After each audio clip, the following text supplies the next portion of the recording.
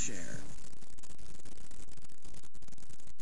Enough about a babysitter is crucial before you trust them with your kids. WFF 48's Margot Gray is live in our newsroom. Margot, there are safe options for parents. Mark, the key is checking the person out. After some checking ourselves, we found you can leave it up to a babysitting agency or simply do it yourself. We have fun.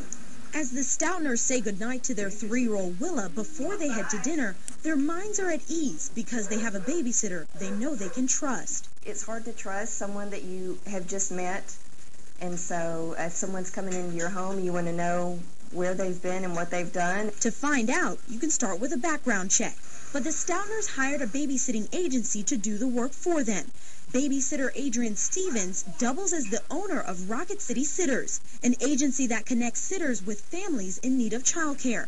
She says the trust factor for hiring a babysitter is at the top of the list. Usually families want a sitter who has lots of experience and that is trustworthy and someone who, they will feel comfortable leaving their children with in their home. Rocket City Sitters does a thorough background check on all their sitters. If you can't pass a background check, then you really can't be trusted with kids, so that's extremely important. Say you don't want to go through an agency and want to do a search for a sitter on your own. Stevens recommends going through the same process, paying for a background check online, checking the sitter's references, and making sure they have the right experience for your family. You may even want to meet up with them a couple times before you allow them around your children. With us coming into your home with your children, you want to make sure you feel safe and comfortable and you can trust the sitter.